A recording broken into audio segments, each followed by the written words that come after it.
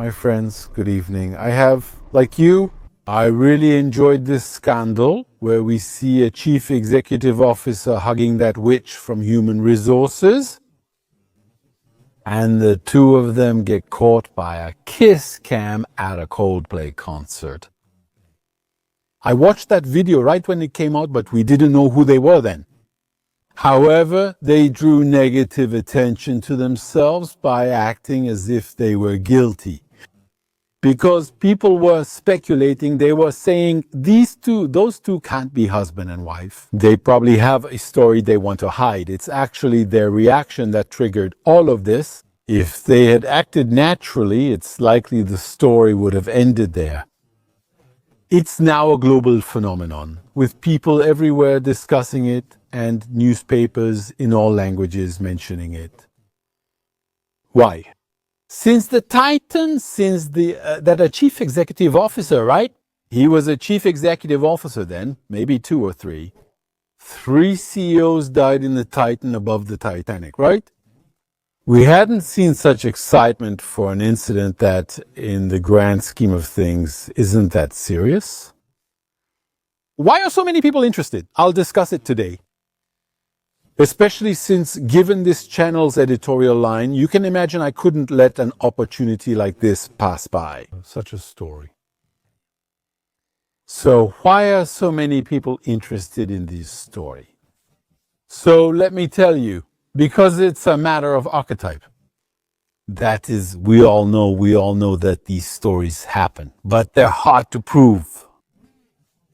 We know that very often there are hidden stories in the company that are under the radar.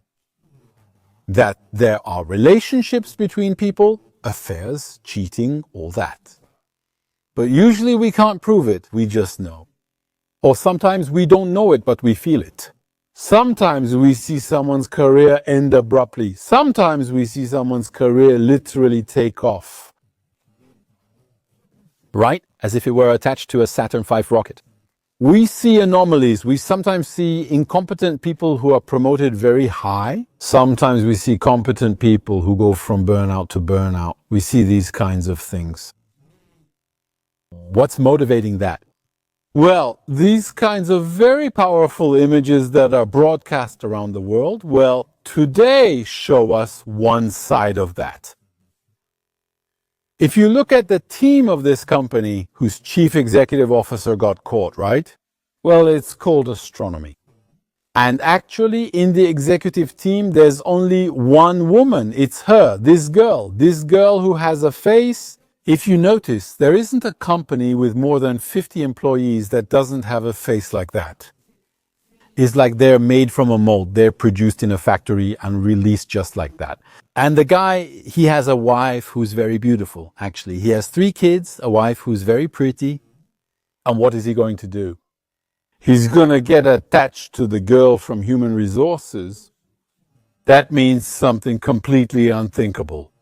So let me tell you, why did the whole world get caught up in this story? Because in reality, it's a deception. A guy cheating on his wife. Besides, this woman was also cheating on her husband. She's married to another chief executive officer, so look closely at her face. That's the face. That chief executive officer is like, if you don't have that face, you won't marry a chief executive officer. My dear, I'm telling you right now, because they like that kind of face. So I was telling you why. It's just another deception, like always. So why did it spread worldwide? Let me explain. There's a reality behind it. If you want, when you look at authors, when you look at philosophers, sometimes through their work, you can do a psychological analysis. Sometimes there are doctoral theses that are done on psychology, not the philosophy of a philosopher, but the psychology of a philosopher. What is the inner journey that led him to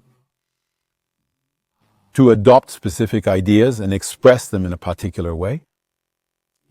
A simple example comes to mind. Mr. Thomas Hobbes. Hobbes, well, he's someone who is very pessimistic in his philosophy. He supposedly said it. It's attributed to him in Latin, but I'll tell you in French. He said that the normal state of the human condition is the war of everyone against everyone. Do you see how he sees life so dark? By the way, I think that nowadays he wouldn't have felt out of place. But why did he say that? When you look at his life, he was born in 1588. That's the year of the Spanish Armada. They say, though I don't really believe it, that legends often surround famous people. Well, legend says that.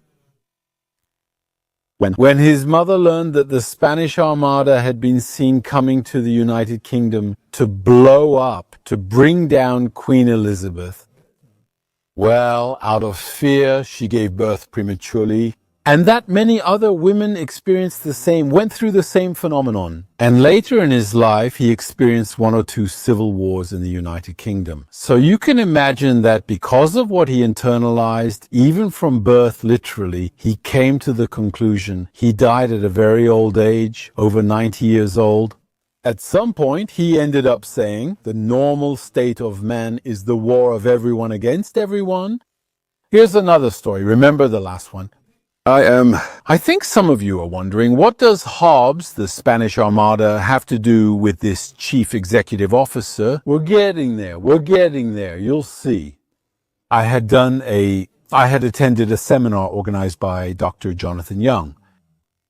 He's quite old now, he's a psychologist, and he was a student of Joseph Campbell. These are people who are extremely influential on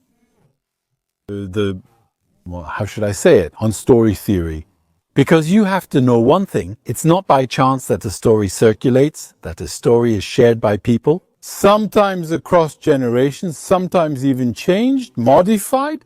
For example, Robin Hood, it seems that it exists in 1,400 different versions, across cultures, across languages. Every day it is told to millions of children in different languages. So why this one?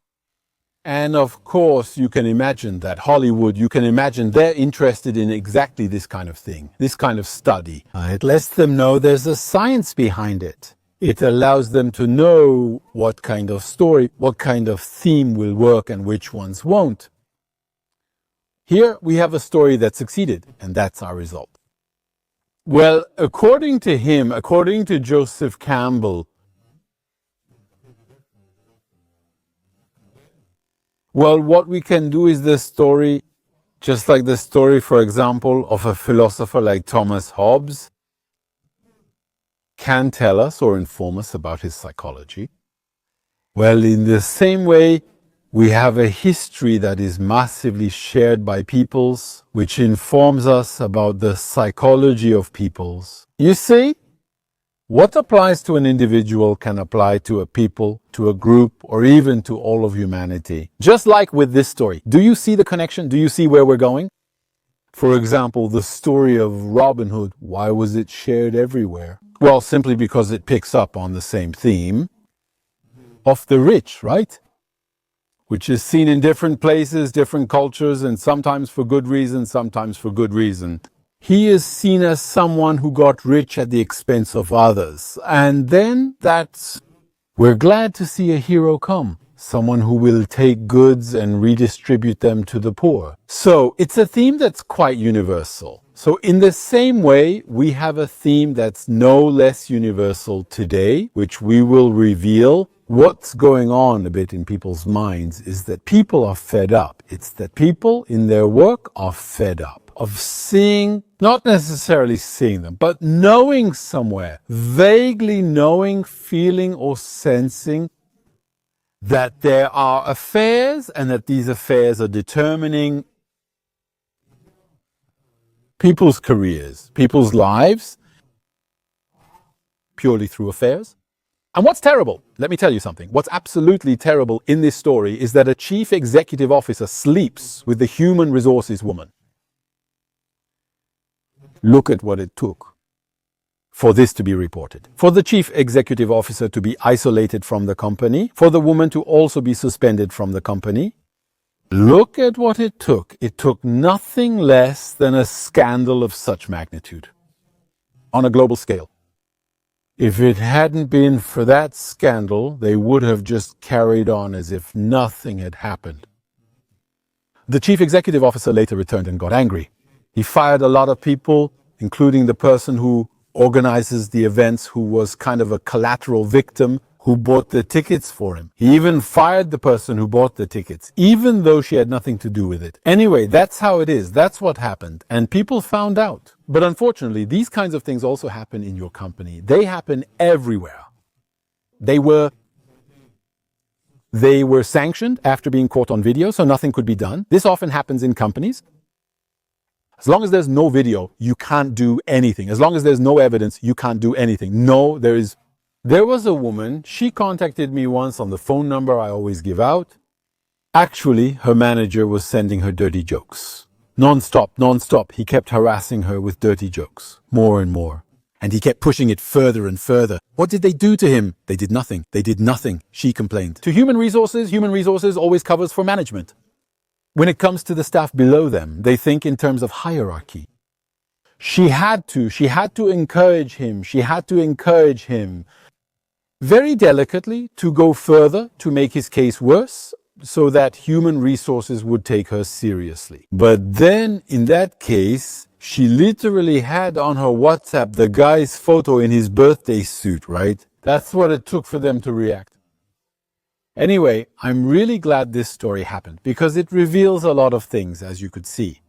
And also it tells us through how it became popular. It tells us how people are fed up and how people feel this way in their company all over the world. So there you go. Thank you for listening to this video up to this point. Let me remind you about my book Toxic, where I talk about this kind of story in great detail, right? And it's a book that has changed a lot of people's lives and their perspective.